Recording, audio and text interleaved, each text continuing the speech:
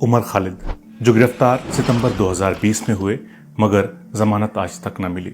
Supreme court का दरवाजा खटखटाया, एक नहीं, दो नहीं, 4 या 5 बार भी नहीं बल्कि 14 बार उनकी जमानत याचिका पर सुनवाई टाली गई।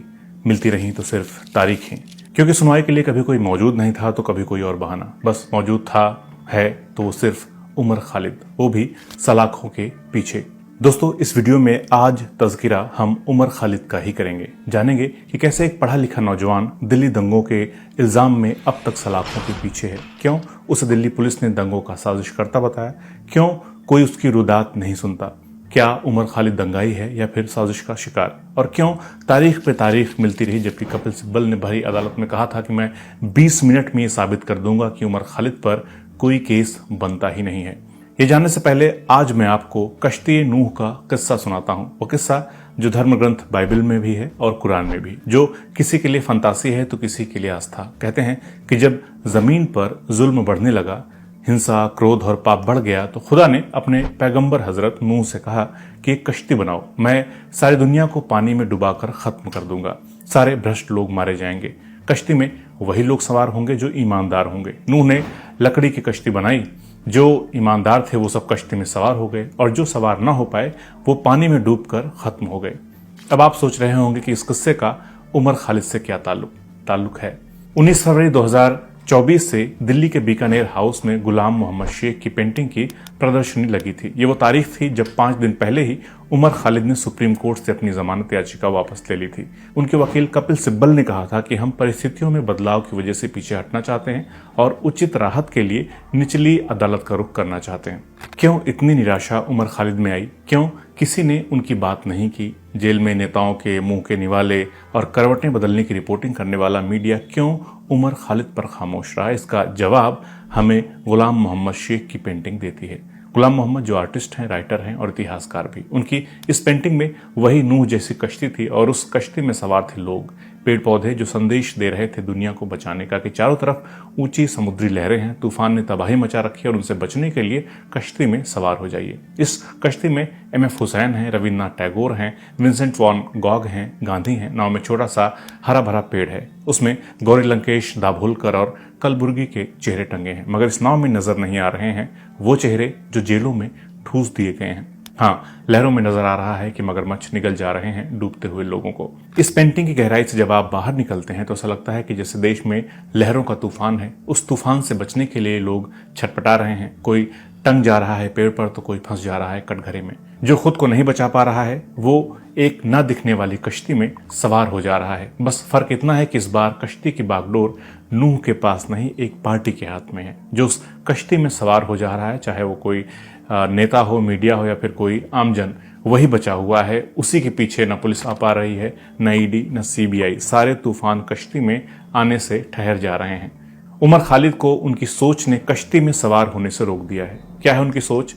जनवरी 2020 में वॉइस एशिया को दिए गए इंटरव्यू में उमर खालिद अपनी पहचान एक 32 साल के बेरोजगार भारतीय के तौर पर कराते हैं। JNU से PhD की है। उमर खालिद कहते हैं कि वैचारिक तौर पर आप कह सकते हैं कि मैं एक कट्टरपंथी लोकतांत्रिक हूं। मैं लोकतंत्र में विश्वास करता हूं और मैं उस लोकतंत्र में विश्वास करता हूं जो आपकी वोटिंग तक सीमित ना रहे। आपको रोजमर्रा की जिंदगी में अधिकार मिले, आपको वो जगह मिले कि आप अपनी बात रख सकें, अपना विरोध सबके सामने जाहिर कर सकें। उमर खालिद यूं तो 2016 में ही एक चर्चित नाम बन चुके थे जब 10 स्टूडेंट्स पर JNU में एक विरोधी प्रदर्शन के दौरान देश विरोधी नारे लगाने का इल्जाम लगा था। देशद्रोह का केस दर्ज हुआ था। तब से ही उमर खालिद हिंदू राष्ट्रवादी खेमे के राडार पर आ गए थे। 4 साल बाद सितंबर 2020 में खालिद को फिर से गिरफ्तार कर लिया गया। जिन दिल्ली दंगों में 53 लोग मारे गए थे, उन दंगों का मुख्य साजिशकर्ता का इल्जाम लगा खालिद पर। क्या उनकी कोई भूमिका दंगों में थी या फिर CAA NRC के खिलाफ प्रोटेस्ट करने वालों में उमर खालिद जाना माना चेहरा थे इसलिए वो टारगेट पर आए, या फिर राजनीति का शिकार हुए? सवाल कई हैं और इन सभी सवालों पर हम इस वीडियो में बात करेंगे। Umar Khalid he was arrested in a case related to the Northeast Delhi riots. Umar Khalid के पिता SQR इलियास दावा करते हैं कि सरकार को लगता था उमर खालिद मुसलमानों की आवाज न बन जाए, इसलिए उन्हें टारगेट किया। हुकूमत अपने खिलाफ किसी भी आवाज को बर्दाश्त नहीं कर रही है। हुकूमत को लगा ये आवाज मुसलमानों की आवाज बन सकती है, इसलिए टारगेट किया गया। उमर खालिद के खिलाफ UAPA 1967 की धारा 13, 16, 17 और 18 के तहत केस दर्ज किए गए हैं। इसके अलावा आर्म्स एक्ट 1959 की धारा 25 और 27 के तहत केस दर्ज हुए हैं। साथ ही उमर पर prevention of public property act 1984 की धारा 3 और 4 के तहत भी मामला दर्ज है। दिल्ली पुलिस ने दिल्ली के कड़कड़डूमा कोर्ट में 100 पन्नों की चार्जशीट दाखिल कर कहा कि जिस तरह उमर खालिद ने नागरिक संशोधन कानून यानी कि सीए के खिलाफ शाहीन बाग में लोगों को भड़काया, वैसे ही उमर ने मध्य प्रदेश, राजस्थान, बिहार और महाराष्ट्र में लोगों को भड़काने के लिए भाषण दिए। जाने और ठहरने के लिए पैसे का इंतजाम कराया गया। उमर ने दंगे भड़काने के लिए आग में घी का काम किया। जब लोअर कोर्ट से बेल नहीं मिली तो उमर खालिद ने दिल्ली हाई कोर्ट में अर्जी लगाई। खालिद के वकील ने कहा, सीए प्रोटेस्ट अन्यायपूर्ण कानून के खिलाफ था, न कि देश की सोवरेनिटी के खिलाफ।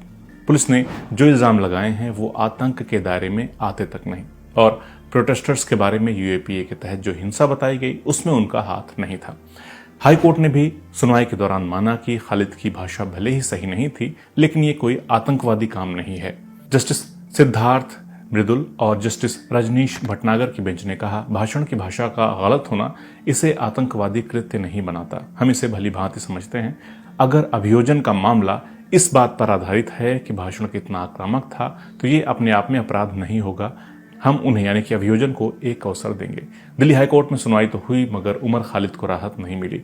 इतनी तारीखें हो चुकी हैं कि आप कंफ्यूज जाएंगे, और अगर खुद पर यह बीत रही हो तो हताश और निराश हो जाएंगे। चलिए पूरी टाइमलाइन जानते हैं कि अब तक क्या क्या कोर्ट में हुआ है, ये समझना बहुत जरूरी है।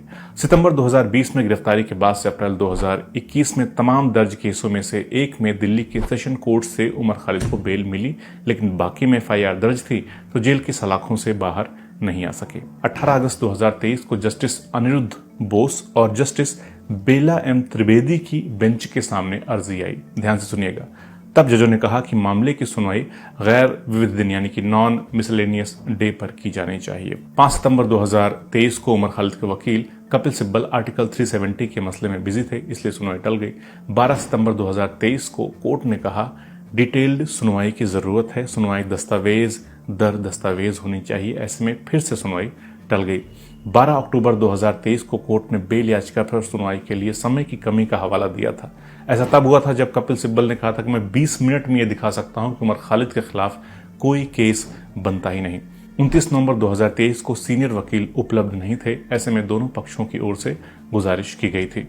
10 जनवरी 2024 को additional solicitor general SV Raju उपलब्ध नहीं थे तो सुनवाई टल गई।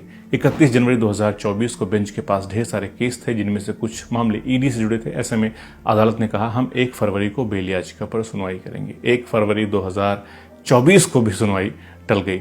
आखिरकार 14 फरवरी 2024 को उमर खालिद ने सुप्रीम कोर्ट से अपनी जमानत याचिका वापस ले ली। उनके वकील कपिल सिब्बल ने बताया था कि यह याचिका इसलिए वापस ली जा रही है क्योंकि कुछ परिस्थितियां बदली हैं और अब हम बेल के लिए ट्रायल कोर्ट में फ्रेश याचिका डालेंगे। अब उमर खालिद ने देरी और अन्य आरोपियों के साथ समानता के आधार पर नियमित जमानत की मांग की है।